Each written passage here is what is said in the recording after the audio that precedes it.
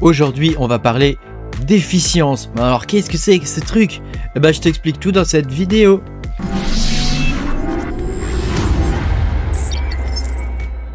Bonjour les amis, je suis très content de vous retrouver aujourd'hui pour cette nouvelle vidéo où on va parler d'efficience. Alors, qu'est-ce que c'est que ce truc? Je vais t'expliquer tout ça. Pense à mettre un petit pouce bleu et puis à t'abonner à la chaîne si tu n'es pas abonné. Je te rappelle que tu peux me soutenir à voir mes vidéos en avance si tu cliques sur le lien sur Patreon qui est dans la description de ma vidéo.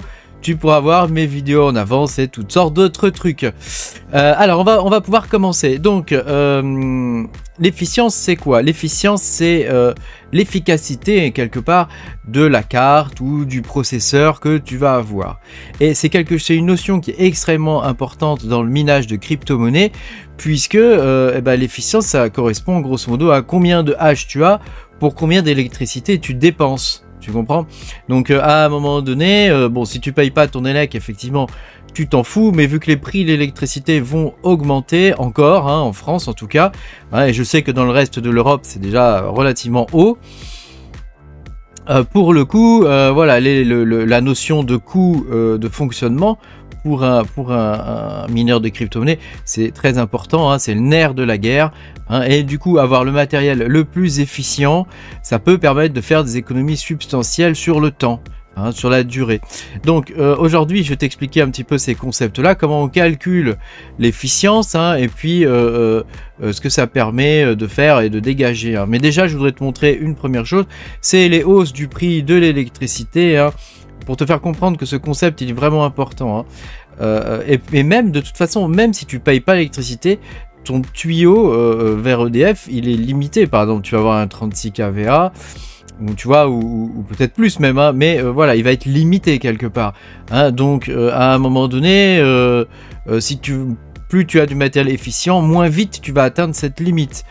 Donc même pour des gens qui sont uniquement par exemple sur du solaire ou des choses comme ça, ça peut permettre d'avoir plus de matériel, plus de hash, tout en ne dépensant rien finalement. Donc je te fais voir ça au niveau des prix de l'augmentation de l'électricité aussi parce que tu vois, c'est vraiment quelque chose qui a à prendre en compte. Donc tu vois, donc ce qui est prévu déjà, c'est que le prix normal de l'électricité, il va augmenter de 9,8%. Donc c'est les prix du comment ça s'appelle, du prix bleu quoi, le tarif bleu de EDF, le tarif classique quoi. Donc ça commence déjà à faire cher quand même. Et puis les prix du tempo par contre, alors eux ils augmentent beaucoup plus.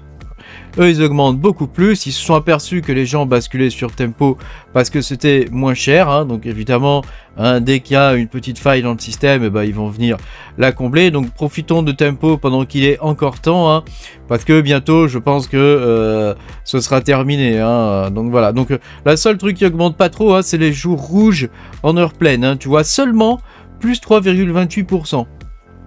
À croire que tempo leur sert à rien au final, donc par contre, tu vois, les jours bleus en heure creuse, plus 22%, donc c'est là où nous c'était le plus avantageux pour nous. Bon c'est là où ça augmente le plus, donc ils nous la mettent bien, voilà. En heure pleine, en jour bleu, c'est plus 17%, Tu te rends compte quand même, c'est des hausses qui sont pas négligeables. Les heures creuses, idem pour les jours blancs, c'est plus 20%, plus 19, 26, peu importe, voilà. Les jours blanc, tu vois, en heure pleine c'est plus 14%, donc ça c'est au 1er février, donc c'est dans quelques jours là maintenant. Donc comme tu peux le voir, les tarifs vont augmenter, donc ça ce sont les nouveaux tarifs, donc tu peux le voir que c'était un abonnement, bon alors c'est les mêmes, tu vois, ils mettent 6 kVA, 9 kVA, etc. Mais grosso modo on paye la même chose quel que soit ton machin là, ton tuyau quoi, donc tu vois, on passe de 0,12 en heure creuse, 0,16 quand même en heure pleine, donc c'est la majorité de la journée, donc là ça commence à piquer, tu vois, même chose là pour les jours ici, les jours blancs, ça commence à piquer aussi, et puis évidemment les jours rouges, en heure pleine à 0,75 centimes le kilowatt, je veux dire, t'allumes même pas ta gazinière quoi. C'est une blague évidemment. Donc voilà, tu vois, ça commence à faire vraiment cher, surtout quand tu compares au prix actuel de tempo, tu vois là en heure pleine on est à 0,13 et là on passe à 0,16, donc ça pique quand même pas mal. Donc l'idée, tu l'as compris, c'est d'utiliser le matériel qui consomme le moins d'électricité et qui va nous donner le plus de hash rate. Mais ça c'est vrai pour les mineurs, mais c'est vrai aussi pour les gamers par exemple, hein, parce qu'un gamer qui a une carte graphique, bah t'as envie que ta carte graphique elle t'affiche le meilleur truc au niveau des jeux, hein, que tu aies la meilleure efficience au niveau du gaming, c'est-à-dire les plus beaux graphismes, etc. pour la consommation la plus basse en électricité, parce que jouer à des jeux, hein, quand tu as des cartes qui peuvent pomper jusqu'à 450 watts, bah tu te dis que quand même, tu le payes quoi. Hein, tu vois, à la fin du mois, je pense que tu dois le sentir passer quand même un petit peu. Hein. Donc, sur mon site web, je t'ai mis l'efficience pour chaque carte et pour chaque algorithme. Donc, tu as ici une colonne efficience. Hein. Donc, ça te permet de voir immédiatement quelle est la meilleure efficience. Hein. Donc, alors l'efficience, c'est calculé comme ça, c'est très simple. C'est le nombre de hash, donc ton hash rate. Hein, divisé par le nombre de watts que la carte va consommer. Hein. Donc évidemment, ça tu ne peux le faire qu'une fois que la carte est réglée avec les bons overclocking. Hein. Sachant que tu sais, nous les mineurs, on n'overclock pas vraiment. Hein. On va faire baisser un petit peu le corps. On va faire baisser beaucoup la VRAM par exemple. Ou alors on va monter le corps, mais pour avoir une VRAM très basse. Par exemple, ce qui fait qu'au final, on consomme très peu. Hein, tu vois, il y a des cartes où on est là, par exemple. Bon, ça, c'est des cartes, des vieilles cartes. Hein, mais sur des 6700 XT, tu vois, on peut être à 39 watts. Hein, ce qui est quand même relativement peu sur le Carlsen. Hein. Donc, tu vois, c'est quand même extrêmement efficient. Hein, tu vois, on est à 9,23 d'efficience. Hein, donc, évidemment, plus ce chiffre est élevé, plus ta carte est efficiente. Hein, donc là, tu vois, la plus efficiente, c'est la 6600 XT sur le Carlsen et le Pyrrhine. Hein, voilà. Donc, il y a aussi la 3080M hein, qui est pas mal, apparemment. Hein, donc, ça, je ne l'ai pas cette carte-là, donc je peux pas confirmer. Voilà. Et puis, évidemment, les 3070, hein, dont la 3070M qui est à 11. Hein, tu vois, donc ça je te montre juste pour le Pyrrhine ou le Carlsen, mais tu l'as pour le Radiant, le Nexa, l'Alephium, enfin etc. Pour tous les autres coins quoi. Hein. Donc c'est une formule mathématique très simple, à partir du moment où tu connais la consommation de ta carte ou de tes cartes et puis le hash rate que tu as, hein, bah, tu divises l'un par l'autre hein, et ça te donne le truc. Hein. Voilà, je t'ai mis aussi ça, c'est un tableau qui résume pour les trois cartes, les trois marques de cartes actuellement, les trois constructeurs, AMD, Nvidia et Intel. Ça te résume la consommation vs le hash rate. Hein. Donc tu peux faire la division si tu le veux. Hein, moi je l'ai pas fait, hein, mais c'est vrai que ça pourrait être intéressant de le faire. Hein. Tu as toutes les cartes, hein, et puis tu as par exemple pour les Nvidia, tout ce qui est consommation et hash rate. Donc c'est un tableau qui résume tout ce qu'on sait actuellement, y compris pour les Intel. Hein, tu vois ici il y a la consommation vs les hash rate. Alors je l'ai pas pour Octopus, Firopo et Nexapo, hein, mais pour tout le reste je l'ai. Et j'ai pas non plus les données pour la Arc 780. Si tu as les données, tu vois un tableau et que toi tu as les données et qu'elles manquent, n'hésite pas à me les transmettre. Hein, je me ferai une joie de te faire voir ça. Voilà. Et puis pour les toutes dernières cartes, hein, les 4070 Super qui sont sortis il n'y a pas très longtemps. Hein. On a les informations, hein, y compris pour les 4070 Super TI, hein, les TI. On a toutes ces informations là maintenant, et donc je t'ai mis ici un tableau récapitulatif hein, avec des couleurs, ce qui permet de voir le truc, c'est vraiment visuel quoi.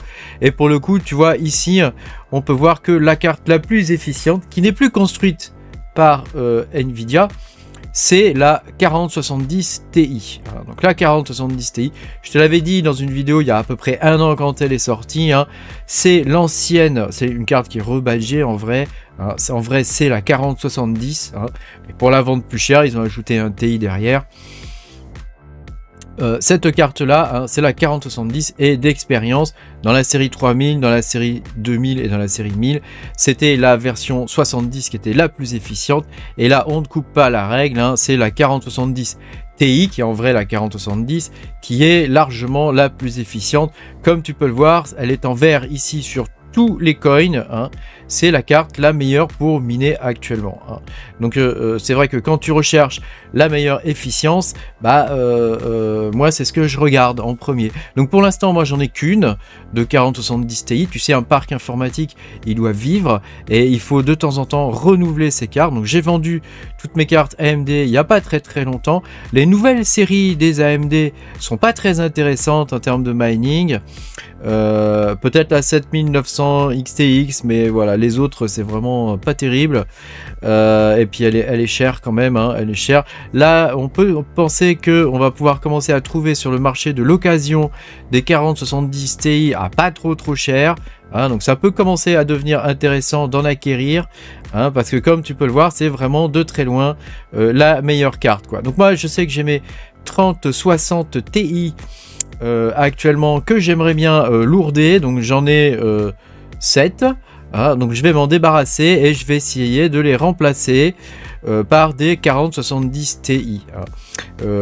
Simplement parce qu'elles sont énormément plus efficientes, elles vont miner beaucoup plus, et moi c'est des cartes qui me bottent bien, hein, tu vois. Donc même si tu mines au solaire ou des choses comme ça, c'est un élément qui est vraiment à prendre en compte, parce que tu auras beaucoup plus de hash rate avec ce type de carte, hein, que si tu prends par exemple une 4070 Super, tu vois, où ton efficience sera de 47 sur le Pyrrhine, alors que tu aurais quand même 59, hein, c'est pas négligeable, hein, avec une 4070 Ti. Merci beaucoup d'avoir regardé ma vidéo, pense à mettre un petit pouce bleu et à t'abonner à la chaîne si tu n'es pas abonné. Et puis moi je te dis à bientôt pour de nouvelles aventures. Salut!